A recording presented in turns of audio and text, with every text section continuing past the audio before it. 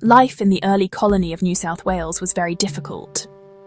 The first British settlers arrived in 1788, and honestly, they did not bring a lot of money with them. The British government didn't send official coins for the new settlement, which created a big problem for the people living there. They needed a way to buy and sell goods. Without a proper currency, trade was complicated and often unfair. People had to find other ways to conduct business, and this meant using whatever was available as a form of payment. The lack of a stable currency system made daily life very uncertain for everyone in the colony. To solve this problem, the colonists turned to barter. They would trade goods directly for other goods. For example, a farmer might trade a bag of wheat for some tools or cloth. Rum became a very common item for trade. It was so widely used that this period is sometimes called the rum economy. However, barter was not a perfect system. It was hard to agree on the value of different items, and it was also difficult to carry large goods around for trade. The colony desperately needed a more reliable and convenient form of money to help its economy grow and become more organized. Foreign coins that arrived on visiting ships also became part of the mix. Sailors and merchants from many different countries brought their money with them. The streets of Sydney saw coins from Britain, Spain, the Netherlands, India, and Portugal. The Spanish silver dollar was especially popular. It was a large, heavy coin made of high-quality silver, and people trusted it because its silver content was well known around the world. These Spanish dollars, also called pieces of 8, became the most valued and sought-after coins in the young Australian colony, forming a makeshift monetary system. Silver was the metal of choice for a very important reason. It had an intrinsic value that everyone understood. Unlike a promissory note or a token, a silver coin was worth something on its own. Its value was based on the weight and purity of the metal it contained. In a place with no stable government backing for paper money, this was incredibly important. Silver was durable, easy to divide, and recognized globally. The Spanish silver dollar, with its high silver content and reliable weight, became the unofficial standard coin, a silver anchor in a sea of economic uncertainty for the early Australian colonists. By 1812, the currency crisis in New South Wales had reached a breaking point. The colony was still struggling with a chaotic mix of barter, rum, and various foreign coins. The biggest problem was that any valuable coins, especially the Spanish silver dollars, would quickly leave the colony. Visiting merchants would take them as payment and sail away. This constant drain of currency made it impossible to build a stable local economy. Governor Lachlan Macquarie knew he had to do something drastic. He needed to create a unique currency that would stay and circulate only within Australia. Governor Macquarie came up with a brilliant and creative idea. In 1812, he secured a large shipment of 40,000 Spanish silver dollars from the British government. Instead of just letting them circulate as they were, he decided to physically alter them. His plan was to punch a hole in the center of each coin. This act of mutilation would make the coins invalid anywhere else in the world. They would be uniquely Australian. This simple but clever modification would ensure that the new currency remained within the colony, providing a much-needed stable medium of exchange for the local population. To carry out this ambitious project, Governor Macquarie needed a skilled craftsman. He found one in a convicted forger named William Henschel. Henschel had been transported to Australia for the crime of counterfeiting. However, his skills as a silversmith and engraver were exactly what Macquarie needed for this important task. The governor granted Henschel a conditional pardon and put him in charge of the minting process. It was a remarkable turn of events. The man once punished for making fake money was now tasked with creating the colony's very first official currency. The process began in 1813. William Henschel set up a workshop and designed the machinery needed to cut the coins. He created a screw press that would stamp out the central piece from each Spanish dollar. This was a slow and careful process.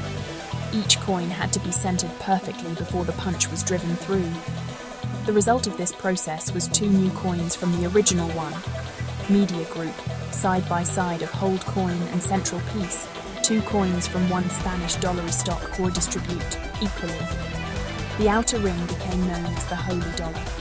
The small piece punched out from the middle was called the dump. Together they formed Australia's first homegrown currency system. The physical characteristics of the new coins were simple yet effective. The Holey dollar was the larger outer ring of the original Spanish dollar. To make it official, William Henschel counterstamped new information onto it.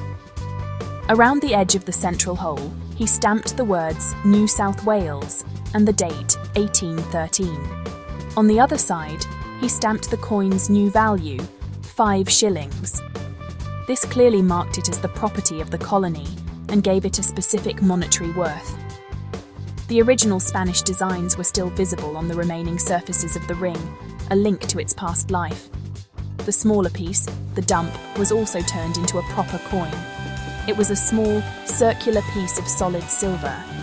Henschel flattened the dump to make it wider and then stamped it with its own design. On one side, he stamped a crown in the centre, with the words New South Wales above it and the date 1813 below. On the other side, he clearly marked its value, 15 pence. This gave the dump its own identity and purpose. It was designed to be a smaller denomination coin, useful for everyday transactions where a large 5-shilling coin would be too much. The genius of this system was how it increased both the amount of currency and its total value. A single Spanish dollar was worth 5 shillings before the process, but by creating 2 new coins from it, Governor Macquarie set a new total value. The Holey dollar was valued at 5 shillings, and the dump was valued at 1 shilling and 3 pence, 15 pence. Together, their combined value was 6 shillings and 3 pence. This was a clever way to instantly increase the monetary value of the silver he had, making the currency go further within the local economy. This new system had a huge impact on the colony. For the first time, New South Wales had its own official and stable currency that stayed in circulation. The Holey dollar and the dump provided the colonists with reliable coins for all kinds of transactions, from large purchases to small daily needs. This helped to stabilise the economy, reduce reliance on barter and rum, and create a fairer system of trade. It was a major step forward in Australia's journey from a penal colony to a self-sufficient society, laying the financial foundations for future growth and prosperity.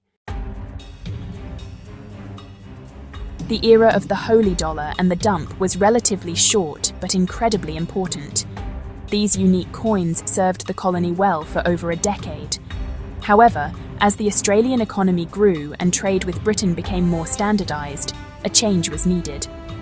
In 1825, the British government decided to impose the sterling standard across its empire. Large quantities of British silver and copper coins were shipped to Australia. The unique Holey dollar and dump were officially withdrawn from circulation starting in 1829. The government offered to exchange them for the new British coins. Most of the Holey dollars and dumps were returned and melted down for their silver. The government wanted to completely replace the old currency with the new British standard. Because of this official recall and melting, very few of the original coins survived. It is estimated that out of the 40,000 coins originally created, only about 300 Holey dollars and around 1,000 dumps are known to exist today. This makes them exceptionally rare and highly sought after by collectors of Australian coins and historical artefacts. Their scarcity is a direct result of the policy that once made them obsolete. Today, the Holey dollar is considered Australia's first and most iconic coin. It represents a pivotal moment in the nation's history. It is a symbol of ingenuity and the colony's struggle for economic independence. Owning a Holey dollar is like owning a piece of Australia's foundation story. For this reason, these coins are extremely valuable. Depending on their condition and provenance, Holey dollars can sell for hundreds of thousands of dollars at auction. They are the crown jewels of Australian numismatics, treasured by private collectors and public institutions alike as priceless relics of a bygone era. The historical significance of the Holey dollar goes beyond its monetary value. It tells a story of survival, innovation, and the birth of a national identity. The coin's creation under Governor Macquarie marked a turning point, showing that the colony could solve its own problems with creative solutions. The involvement of the convict forger William Henshaw adds another fascinating layer to the story. The Holey dollar is more than just old money, it is a powerful symbol of Australia's journey from a remote penal outpost to a prosperous and independent nation, making it a true national treasure. The decision to replace the Holey dollar and dump was, well, actually part of a much larger plan by the British Empire. Back in the 1820s, Britain was really keen to create a more unified economic system across all its colonies. The big goal was to have a single, consistent currency, the British pound sterling, used everywhere. This would, make trade and accounting between Britain and its colonies much simpler. In 1825, an imperial order in council was issued, officially making British currency the legal tender in Australia. This marked the beginning of the end for the colony's unique and, honestly, pretty resourceful coinage system. The transition started with large shipments of British silver and copper coins arriving in New South Wales and Van Diemen's Land, which we now call Tasmania. These coins included crowns, half-crowns, shillings, sixpences, and the smaller copper pennies and half-pennies. Colonists were encouraged to use these new coins for all their transactions. To get the old currency out of circulation, the government announced that the Holey dollars and dumps could be exchanged for the new British money at the Treasury. This process kicked off in 1829 and before long effectively phased out Australia's very first domestic currency. For the people living in the colony, this change had both its upsides and downsides. On one hand, using British sterling currency connected Australia more closely with the heart of the empire. It made trade with British merchants smoother and a lot more predictable. The supply of currency also became more reliable, since the British Mint could produce way more coins than the small workshop that created the Holey dollars. This really helped support the colony's rapid economic expansion as the population grew and new settlements popped up across the vast continent. However, the withdrawal of the Holey dollar also meant the loss of a powerful local symbol. The Holey dollar was a product of Australian ingenuity, created to solve a uniquely Australian problem. Its replacement with standard British coins was a clear reminder that Australia was still a colony, subject to rules and decisions made half a world away. While the new system was definitely more efficient, it just lacked the character and historical story of its predecessor. The era of a truly distinct Australian currency was over, and it would actually be many decades before the nation would mint its own coins again.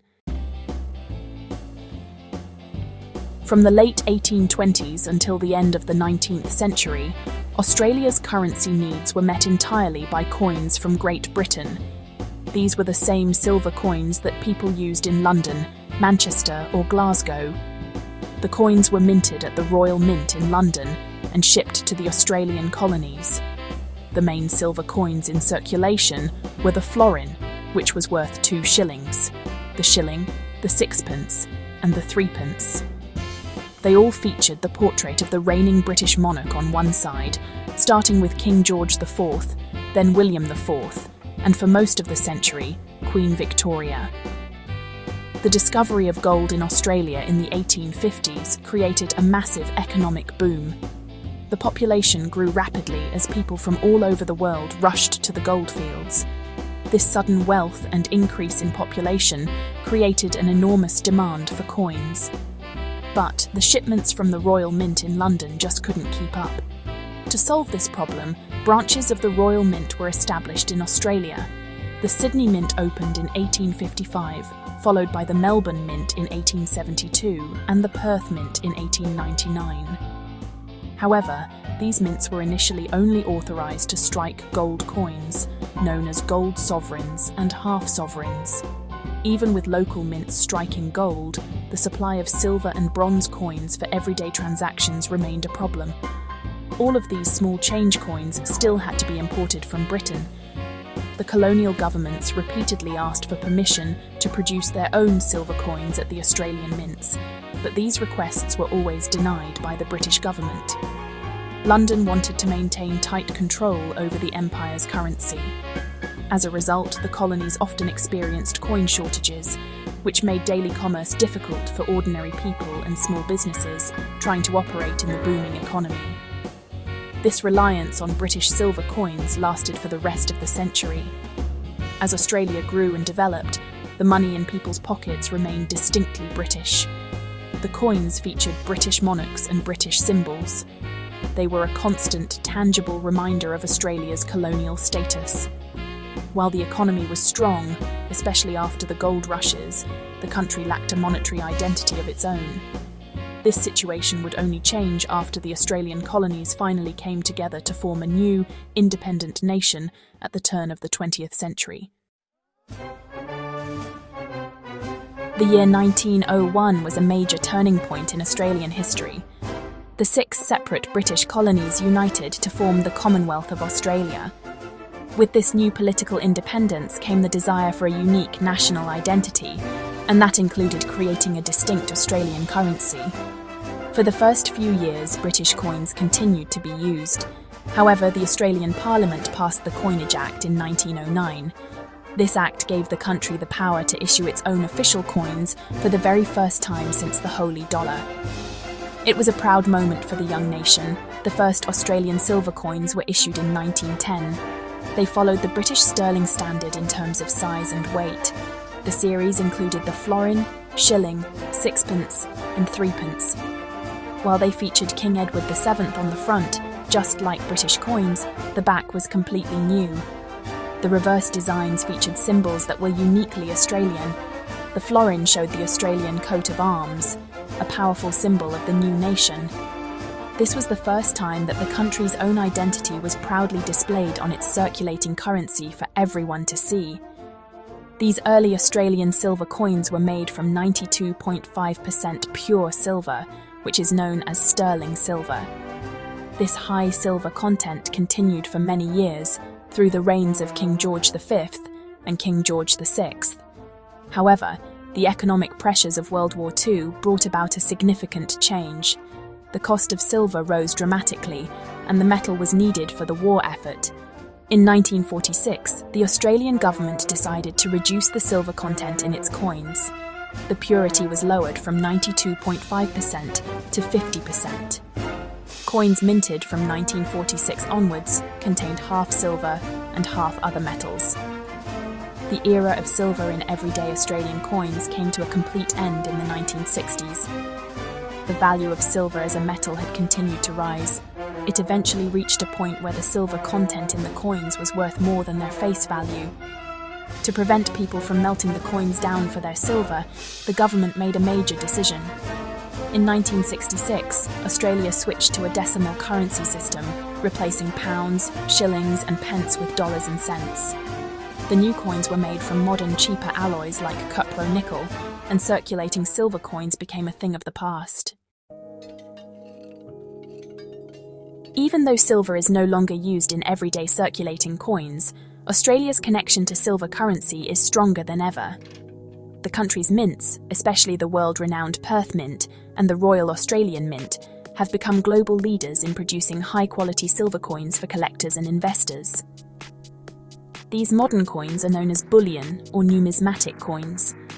They're not intended to be spent in shops but are valued for their precious metal content, their beautiful designs, and their limited production numbers, which can make them quite rare. One of the most famous modern Australian silver coins is the Silver Kookaburra, first released by the Perth Mint in 1990. Each year, the coin features a new design of the iconic Australian bird. It is struck from 99.99% pure silver, making it a favourite among investors who want to own physical silver. Another hugely popular series is the Silver Koala, which also features a new design of the beloved marsupial each year. The Silver Kangaroo is another key coin, known for its high purity and its status as a trusted bullion product around the world. These modern silver coins are crafted using state-of-the-art technology. The designs are incredibly detailed, and the quality of the strike is flawless. The mints often release special editions with unique finishes, such as proof coins with mirror-like backgrounds, or coins with gilded, gold-plated elements. These special features, combined with limited mintages, make the coins highly desirable to numismatists, who are people that study and collect coins. The coins celebrate Australian wildlife, culture, and history, acting as small silver ambassadors for the nation on the global stage. For investors, Australian silver coins offer a secure way to own a tangible asset. The value of the coins is directly tied to the global market price of silver. Because they are produced by government-owned mints, their weight and purity are guaranteed, which provides confidence and peace of mind. Whether someone is a serious investor looking to diversify their portfolio, or a passionate collector admiring the artistry of the designs, modern Australian silver coins continue the long and fascinating story of silver's important role in the nation's economic and cultural life. The journey of Australian silver coins is a reflection of the nation's own story. It begins in a time of hardship and uncertainty, in a penal colony with no currency to call its own. The early settlers had to rely on chaotic barter and whatever foreign coins washed ashore. The dominance of the Spanish silver dollar in these early days showed how much people trusted the intrinsic value of precious metal. This unstable situation created the perfect environment for a bold and creative solution, one that would give the colony its first taste of economic identity and independence from outside forces. The creation of the Holey dollar and the dump in 1813 was a masterstroke of colonial ingenuity.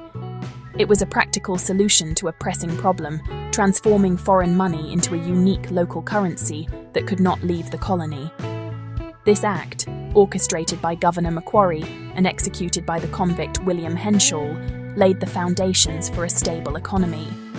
Though their time in circulation was brief, these coins are now among the most treasured and valuable artifacts in Australian history, powerful symbols of a young colony learning to stand on its own 2 feet and forge its own path. The return to British sterling coinage in the 1820s and the long century that followed was a period of growth under the umbrella of the empire. While the economy prospered, especially during the gold rushes, the coins in people's pockets were a constant reminder of Australia's colonial status. The shift to a truly national currency after Federation in 1901, with coins bearing Australian symbols, was a declaration of a new identity. The subsequent changes in silver content, from sterling silver to 50% purity, and finally to its removal from circulation, tell a story of global economic pressures and changing times. Today, the story of Australian silver continues in a different form. It has evolved from a necessary medium of exchange to a prized asset for collectors and investors around the world. Mints in Perth and Canberra produce some of the world's most beautiful and pure silver bullion coins, celebrating Australian wildlife and culture. From the crude necessity of the Holey dollar to the polished perfection of a modern silver kookaburra, the journey of Australian silver coins is a rich and fascinating tale of innovation, identity, and enduring value, securing their place as cherished national treasures.